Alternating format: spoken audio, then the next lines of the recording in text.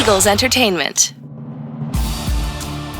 We welcome you, Eagles everywhere, to the Eagles Insider Podcast presented by Lincoln Financial Group.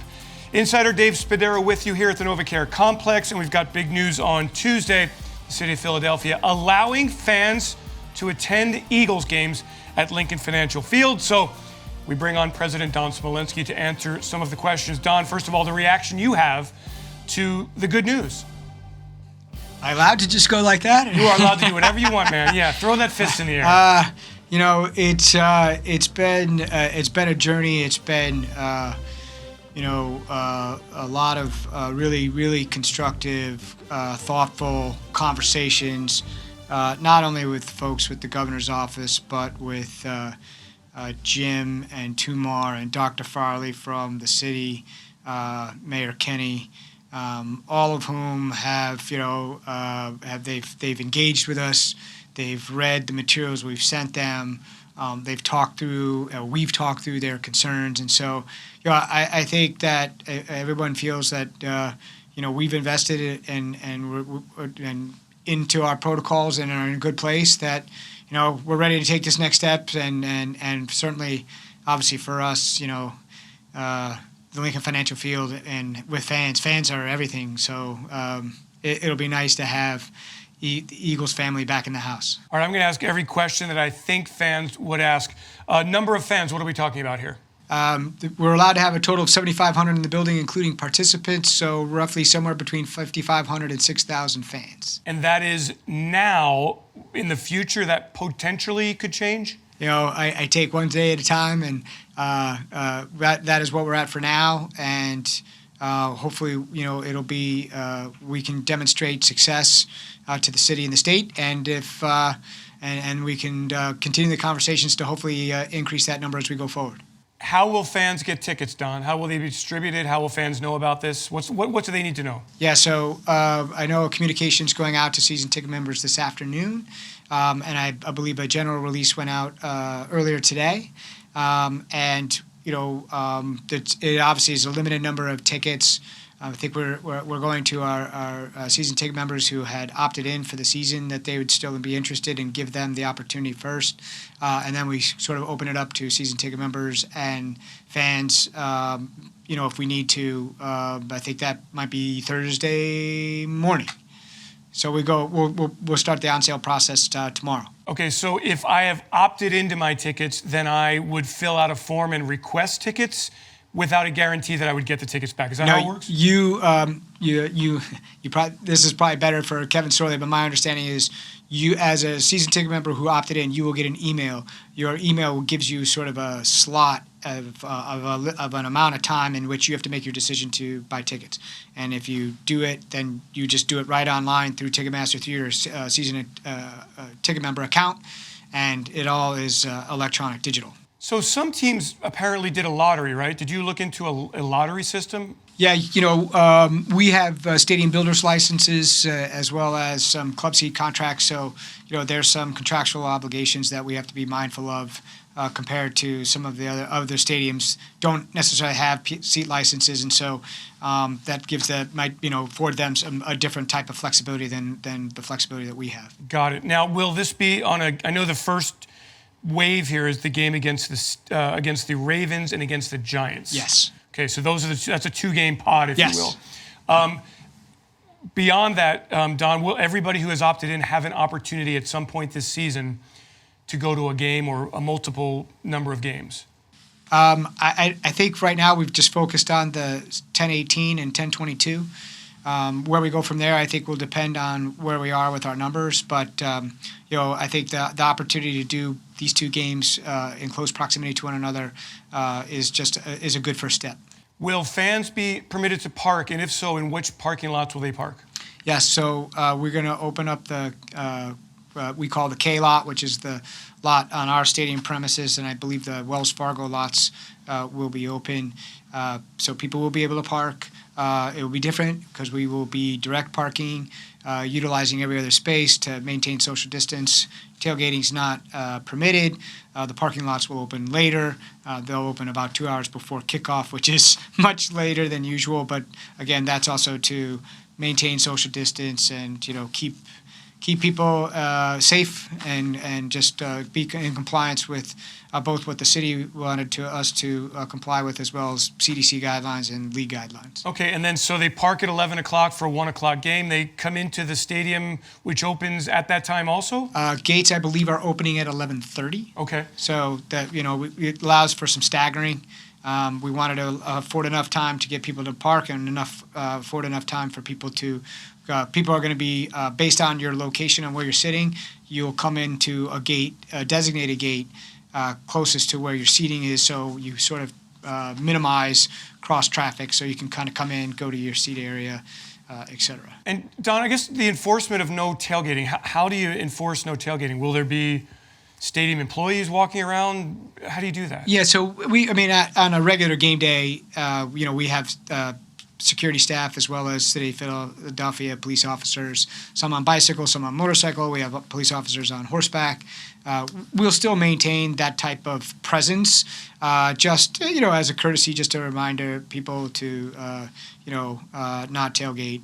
And it obviously won't be at the same staffing levels because of the size of or the number of our fans. But there'll be a presence there just to encourage people to not congregate in big groups. Clear bag policy still in effect? Yes, sir. People can bring in a sandwich if they want? Yes, they can. If they want to purchase concessions, how do they do that? The concession stands will be open. There'll be signage and markers again to maintain appropriate distance. But and packaged food items might be prepackaged, and there might be fewer options than previously. But they'll be open. You can get a beverage, a meal, etc. During the game. I can walk up to a concession stand, Don, and wait in line? Yes. Okay. Yep. Restrooms. So we're actually going to open up as many restrooms as we can. So we're not utilizing the full stadium. We're not utilizing the Upper East Side of the building, but in all the other areas we'll open all the bathrooms because the bathrooms will be spaced out, at least certainly the men's,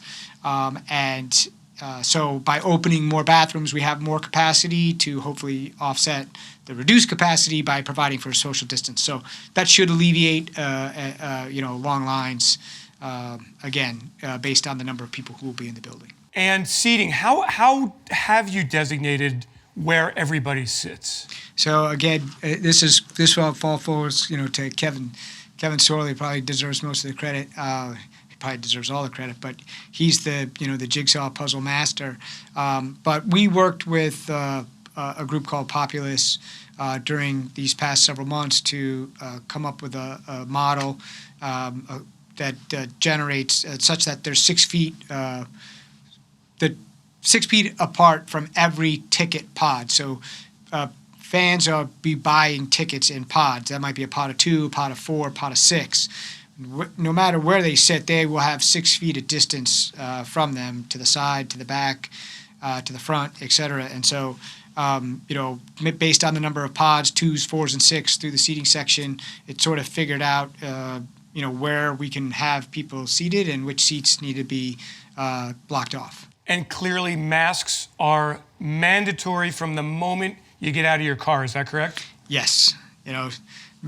From the moment, much like we do in everyday life, you're taking your mask with you wherever you go, whether you go to the grocery store, etc. And you're going to bring that mask. You're going to wear it when you get out of the car, and you wear it throughout the game, except for maybe when you're sitting in your seat and actively eating or drinking. But otherwise, wear your mask. The mask protects you. It protects the people around you, and masks will be required. Are club sections open, Don? The indoor clubs? Yes. Both the East Club and the club on the east side of the stadium, the Torque Club, and the club on the west side, the Hyundai Club, both of those clubs are open. Again, because of social distancing, the capacity is roughly 25%, maybe a little bit less of their normal capacity. Both of those lounges are over 40,000 square feet, 3 feet story in height. Our staff will be in there to, ensure that people stay spread apart. But the way those spaces are used, it should be more than enough room. We have circulation. We have big fans at the ceiling to circulate the air. So but both of those lounges will be open. Those fans who purchase cutouts, will they be removed from the stadium? Or are they going to stay in the stadium? I believe that the cutouts are staying in the stadium and may be put in areas in between actual fans. Okay. On the field, cheerleaders on the field now or no? No cheerleaders on the field. The field is still a restricted area. Cheerleaders, the only people on the field are coaches and players. And fans aren't going to be throwing stuff down to the players to get autographed? None of that? Still no? No. That's off limits? That's off limits. There's still the seat coverings there in the first 7 rows of the building, of the lower bowl that separates the field from the seating area. And how about the departure from the stadium, Don? How do you work to alleviate long lines of people or just people getting too close to each other? What is that plan? Have you been talking to the state and city health officials? This is just me, man. I'm plugged in, man. I'm woke, you're dialed right in. These are many of the questions that we went through with them. If you think about the stadium, we're 1.7 million square feet. We have over 117 seating sections ranging in size from 134 seats in a section to just over 1,100 seats in a section. And based on 6 feet apart and social distancing and the spacing and placement throughout the building, that if everybody stays, and watches Jake kick a winning field goal and celebrates as they leave the building, you normally, you have a crowd of 65,000. This will be a crowd of approximately 5,500. And so people, by virtue of the way they're spaced, will leave, spaced apart, and there won't be close contact for any type of extended period of time. Don, if there is somebody who does not comply with the mask mandate, what happens? So every fan who is buying a ticket is agreeing to the fan health promise, which is an addendum that we did to our fan code of conduct. And so they are accepting the responsibility with the fan health promise that they will comply with social distancing, they'll comply with the masks. Our game day staff does an excellent job of, being proactive, working with people, and, the mask may slip down, or we may have pulled it down to take a drink, and maybe someone forgets to pull it up. We will work with our staff will work with our fans to, remind them to put the mask up. But if someone does not comply or continually does not comply, then they will be in violation of that fan health promise, in violation of the fan code of conduct, and they will be removed from the building. So I've heard stories in other cities that fans get the tickets and then they put them on the secondary market and they sell for a lot of money. Yes. If I sell tickets, and I'm a fan, if I sell tickets to Jim over there, and Jim flouts the rules, am I responsible for Jim's behavior because I sold the tickets to him? Do you know what I mean? I don't think so. I think that whoever you sold them tickets to will be responsible. There might be some correspondence with the seller to let them know that the person that they sold to violated the fan code of conduct, and that does reflect on their account. So there is some sort of communication to make them aware so that they don't continually sell to that person, and that if that continues, that they could be putting their account in jeopardy. It sounds to me like, because I'm asking these questions, you made that point that it sounds like I'm the city health commissioner. Was it a point where you kind of had to just say, hey, look, city, the data shows that there's no transmission here in other cities.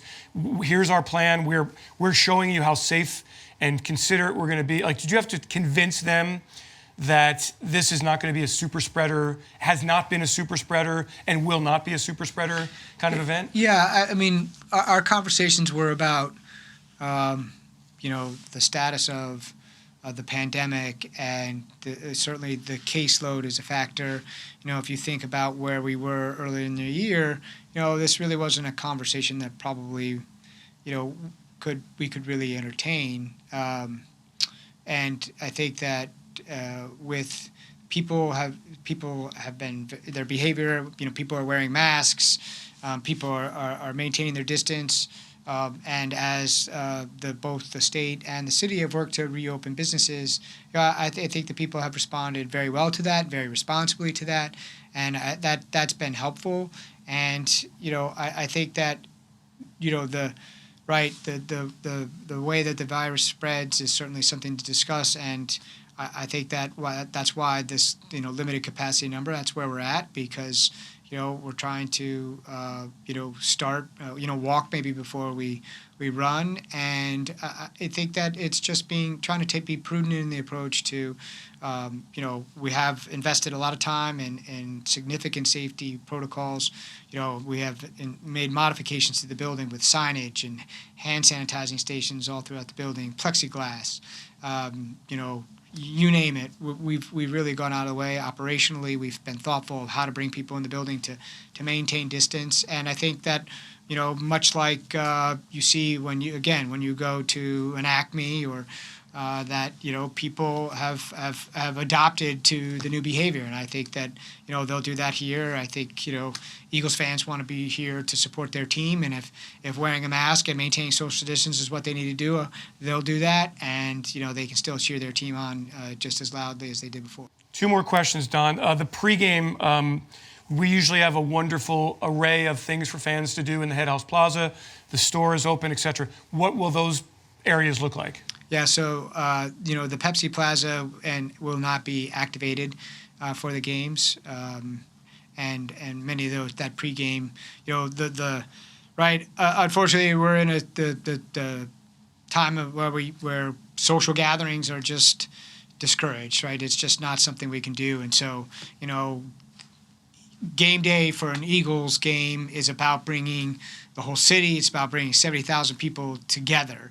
And we just can't do that right now, and so we're similarly backing off. Other than bringing people inside the seating bowl to watch the game, any other outside activities that might be a gathering, we're not doing that for this year. And the store? The pro shop will be open. The pro shop will be open. Okay. And it'll be very similar to retail experiences all throughout the city. Okay, and then finally, just to reiterate, the ability to purchase tickets, the first goes to those who opted in, then it goes to those who opted out. For those who are not season ticket members, any chance for them to get tickets? I think it'll all just depend on the availability and whether or not it's a limited capacity in terms of the number of tickets, and so if they all get purchased, then they'll all be purchased. If not, then we'll open as many as we can to the extent that we can. Don, you've answered every question that I have. Am I missing anything? I've bludgeoned you here for 25 minutes.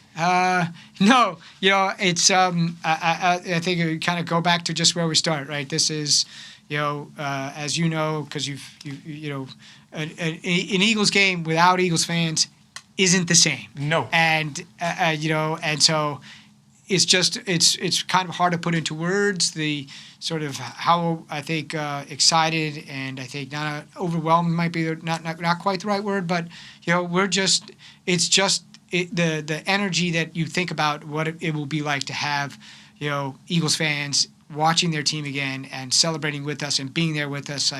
It's just a really great feeling, and again, appreciative to the state and the city officials for their accommodation and for working with us to try to find a solution and support us in this. Wonderful. Great news on a Tuesday here. We hope it all goes very smoothly. Don, thank you so much. And for fans who want to find out, if they have not been contacted by the Eagles, what should they do? Is there a phone number they can call? PhiladelphiaEagles.com, breaking news. It's right there on there for you. Love it. Don Smolenski, Eagles president, thank you so much for joining us on the Eagles Insider Podcast, presented by Lincoln Financial Group. Everyone, have yourselves a great Eagles day. Fly, Eagles, fly. We're back with more later this week as the details begin to filter out about not only fans in the stands, but the Eagles hosting the Baltimore Ravens. I'm Eagles Insider Dave Spadaro. Thanks for joining, everybody. E-A-G-L-E-S, Eagles!